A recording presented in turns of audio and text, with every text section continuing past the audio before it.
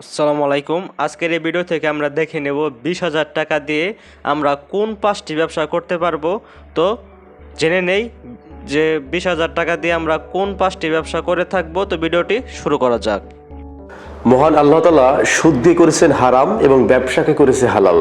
তাই বেকার না থেকে ব্যবসায় লাফিয়ে পড়ুন। আজকের ভিডিওতে আমি মাত্র 20,000 টাকা অত হবে না, যদি আপনার 15,000 টাকাও থাকে তারপরও আপনি এই 5টি ব্যবসা করতে পারবেন। যে 5টি ব্যবসার আইডিয়া আজকে আপনাদেরকে দেব, এই 5টি ব্যবসা যদি আপনি করতে পারেন এখানে আপনার কোনো লস নাই, শুধু লাভ আর লাভ। এটি শহরে থেকেও আপনি করতে পারবেন, আবার গ্রামে থেকেও করতে পারবেন, তবে গ্রামের আইডিয়াও থাকবে এবং শহরের আইডিয়াও থাকবে। তো প্রথমে আসি, এক নাম্বার যে ব্যবসার কথা বলবো সেটা হচ্ছে, এটা যদি আপনি একেবারে বেকার থাকেন, বেকার থাকার চাইতে এই ব্যবসাটা করা অনেক ভালো হবে। সেটা হচ্ছে বাইকের জন্য খোলা তেলের ব্যবসা। এটি যারা একটু গ্রামাঞ্চলে বাস করেন তাদের জন্য এটি সহজ। খোলা তেল বলতে আপনারা দেখেন না যে ওই যে বোতলে করে যে তেলগুলো বিক্রি করা হয়, এখন তেল পাম্প তো সব জায়গাতে নাই, যে শহর অঞ্চলে আর কিছুটা উপজেলা অঞ্চলে কিছুটা পাম্প থাকে। এছাড়া দেখবেন যে বিভিন্ন গ্রাম অঞ্চলে এরকম তেল পাম্প পাওয়া যায় না। তো ওরা কিন্তু শহর থেকে তেল নেয়, আর দিন যত যাচ্ছে তত মানুষের অর্থনৈতিক উন্নতি ঘটছে, তত মানুষ কিন্তু বাইক কিনছে। তো সুতরাং আপনি যদি এই খোলা তেলের বিজনেস একটু রোডের ধারে কিংবা কোনো গ্রামের মোড়ে এটি করতে পারেন, আমি 100% গ্যারান্টি দিয়ে বলবো যে আপনার এই বিজনেসটা চলবে, মানে এখানে কোনো লস নাই। এটি কাজ করতে পারেন, অর্থাৎ তেল পাম্পের সাথে একটা ভালো সম্পর্ক স্থাপন করে বলবেন যে ভাই আমি ব্যবসা করব, সেই ক্ষেত্রে দেখবেন আপনার কাছে লিটারে কিছু কম রাখবে তারা, ওখান থেকে তেল এনে আপনি বিক্রি করবেন।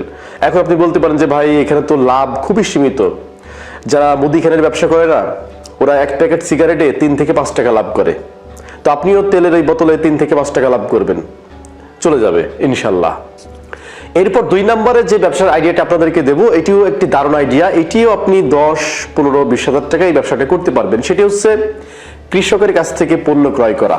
দেখেন বাংলাদেশে বহুত কোম্পানি আছে, আপনারা দেখেছেন যে অনেক কৃষক ন্যায্য মূল্য না পেয়ে সেই নিজের ফসলগুলি নষ্ট করে ফেলে।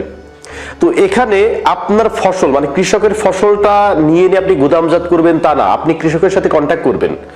যেমন আমি উদাহরণ দিয়ে বলতে পারি, যেমন কাঁঠালের সময় দেখবেন যে কাঁঠাল যখন গাছে থাকে, আপনি একটা বড় কোম্পানি যারা এইরকম কিনে, তাদের সাথে আপনি কথা বললেন যে আমি এরকম রেটে কাঁঠাল দেব। তারা ধরেন সাপোজ একটা কাঁঠালের দাম নির্ধারণ করলো 60 টাকা। এখন আপনি গ্রামে এক মুরব্বীর কাছে যাবেন, ওই কাঁঠাল গাছের মালিকের কাছে, যে ভাই আপনার কাঁঠালগুলি আমি কিনতে চাই, রেট আমি আপনাকে 50 টাকা করে দেব। এইভাবে আপনি একটা সেটেলমেন্ট করে নেবেন। এর ফলে কি হবে যে আপনার পণ্যটা পচে যাওয়া বা নষ্টের কোনো ভয় থাকলো না, মাঝখান থেকে আপনি হিউজ পরিমাণে একটা প্রফিট করতে পারবেন। এটি একটি দারুণ আইডিয়া, যে গ্রাম থেকে যারা আপনারা ডিস্ট্রিক্ট শহরে বাস করেন এই ব্যবসাটা তারা করতে পারবেন, যে গ্রাম অঞ্চলে কৃষকের যে পণ্যগুলি আছে সেই সমস্ত পণ্য আপনারা কিনে শহরে যে সমস্ত ডিলার আছে তাদের কাছে আপনারা বিক্রি করুন। এটি সবচেয়ে চমৎকার একটি বিজনেস। এরপর 3 নম্বরে যে ব্যবসার আইডিয়াটা আপনাদেরকে দেবো, এটি একটি দারুণ আইডিয়া। সেটা হচ্ছে অনলাইনে পণ্য সেল। এখন বলতে পারেন যে ভাই আপনার এই আইডিয়াটা বাসি হয়ে গেছে কেন? কারণ অনলাইনে তো বহুত মানুষ পণ্য সেল করতেছে, আমি আর কি পণ্য সেল করব? আপনি রাইট পয়েন্টে প্রশ্নটা করেছেন। দেখেন অনলাইনে পণ্য সেল, এটি আপনি যদি ডিস্ট্রিক্ট লেভেলে বসবাস করেন, অর্থাৎ ঢাকা শহরে যারা বসবাস করে তারা এই ব্যবসাটা করতে পারবে না। ডিস্ট্রিক্ট লেভেলে যারা বসবাস করেন, এখন আমি একটা প্রশ্ন করি, দেখেন আপনার জেলায় এমন কিছু বিখ্যাত পণ্য আছে যেই পণ্যগুলা আপনি অন্য কোনো জেলাতে পাবেন না, রাইট অর রং? রাইট। তো এই যে আপনার জেলায় যে বিখ্যাত পণ্য যেটা অন্য কোনো জেলায় পাওয়া যায় না, সেই পণ্যগুলো আপনি বিক্রি করবেন। যেমন উদাহরণস্বরূপ আমি বলতে পারি মধু। এখন মধু ভাঙে এরকম তো অনেক মানুষের সাথে আপনার পরিচয় আছে, তো সেই সমস্ত মানুষের মাধ্যমে আপনি ফেসবুকে একটা পেজ খুলে আপনি এই পণ্যটা বা এই মধুটা বিক্রি করতে পারেন। এরকম মধু বিক্রি করে অনেকে কোটিপতি হয়ে গেছে। এরপরে ধরুন আমের সময় আপনার অঞ্চলে যদি নামকরা কিছু আম থাকে, সেই আমগুলি আপনি বিক্রি করতে পারেন। এরপরে আপনার হচ্ছে গুড়ের সময় গুড় বিক্রি করতে পারেন। আছে না এরকম বহুত পণ্য আছে, যে আপনার জেলায় বিখ্যাত পণ্য কোনটা, যেটা মানুষের আগ্রহ সবচেয়ে সেটার উপরে বেশি। এই ব্যবসাটা যদি আপনি শুরু করতে পারেন, আপনার জেলা থেকে আপনি সারা বাংলাদেশে পণ্য সাপ্লাই দিবেন। হ্যাঁ, যদিও এটা বলা সহজ, করাটা কঠিন, কিন্তু করে ফেলতে পারলে কোনো কিছুই কিন্তু কঠিন না। আপনারা দেখেছেন মধু বিক্রি করে অনেকে সফল, আম বিক্রি করে অনেকে সফল, গুড় বিক্রি করে অনেকে সফল। তো কোথায় কার সফলতা কোথায় লেখা আছে এটা তো আমি বলতে পারবো না। একমাত্র সৃষ্টিকর্তার উপরে ভরসা করবেন, কাজে নেমে পড়বেন, ইনশাল্লাহ পরিশ্রম কখনো ব্যর্থ হয় না, বৃথা যায় না, এটা মাথায় রাখবেন। এরপর 4 নম্বর যে ব্যবসার সাথে আপনাদের পরিচয় করে দেবো সেটা হচ্ছে ইমার্জেন্সি পণ্য ক্রয়। এখন বলতে পারেন যে ভাই ইমার্জেন্সি পণ্য ক্রয় এই ব্যবসা তো জীবনে নাম শুনি নাই। এটি একটি লাভজনক ব্যবসা। আপনার কাছে যদি 15-20 হাজার টাকা থাকে আপনি এই ব্যবসাটা অনায়াসে করতে পারবেন, এবং কিছুটা অংশে যদি আপনি ইনভেস্ট করতে বেশি ভালোবাসেন প্রফিটটা কিন্তু বেশি আসবে। কেমন? আমরা অনেক সময় আমাদের সচক্ষে দেখতে পাই যে ইমার্জেন্সি উপায়ে বা টাকার অভাবে বা টাকা খুব দরকার ওই টাইমে সে তার পণ্যটা বিক্রি করে দেয়। ধরুন কারো একজন খুব প্রিয়জন হসপিটালে ভর্তি, বহুত টাকা লাগবে, তখন তার কাছে যদি একটা বাইক থাকে সেই বাইকটা খুব অল্প টাকায় বিক্রি করে দেবে। তার কাছে যদি একটা ফোন থাকে সেই ফোনটা অল্প টাকায় বিক্রি করে দেবে। তার কাছে যদি একটা ফ্রিজ থাকে সেই ফ্রিজটা অল্প টাকায় বিক্রি করে দেবে।